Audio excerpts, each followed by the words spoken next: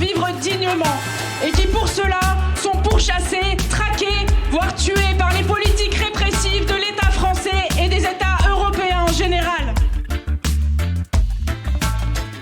Ces politiques, menées par des gouvernements de tous bords, sont criminelles.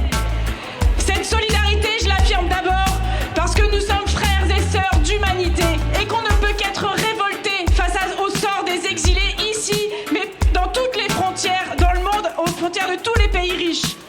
Parce que nous sommes frères et sœurs d'humanité.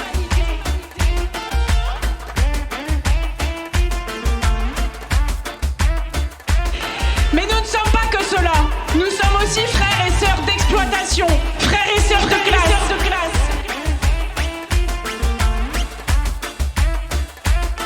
Ici en France, en Angleterre et dans le reste de l'Europe, les travailleurs locaux et les travailleurs immigrés se retrouvent au coude à coude dans les mêmes entreprises, exploités par les mêmes patrons, dans les usines, les chantiers ou les hôpitaux.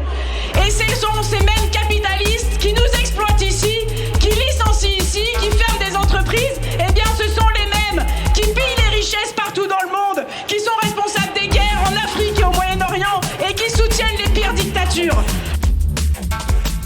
Toujours plus de barbelés, toujours plus de murs, toujours plus de policiers, toujours plus de policiers. Le capitalisme tue, Il tue aux frontières, il tue dans les guerres et il tue même aussi au travail. Et ce qui nous prépare d'ailleurs, c'est bien pire que ça. C'est la guerre généralisée que les impérialistes américains, français et autres nous préparent. Alors la seule perspective, c'est de renverser ce système capitaliste barbare. Et pour ça, il faudra l'unité de tous les travailleurs.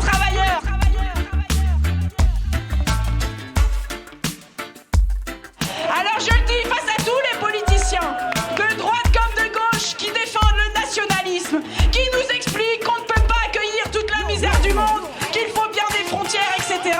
Jusqu'à ceux qui distillent le poison de la xénophobie et du racisme. Eh bien, face à tous ceux-là qui veulent nous diviser entre exploités, nous préparer à être de la chair à canon dans leur guerre, eh bien, il faut reconstruire face à eux l'unité des travailleurs.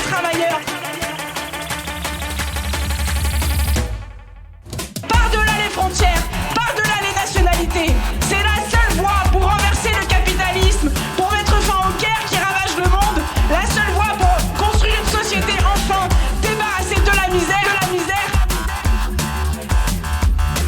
et bien sûr débarrassée des frontières.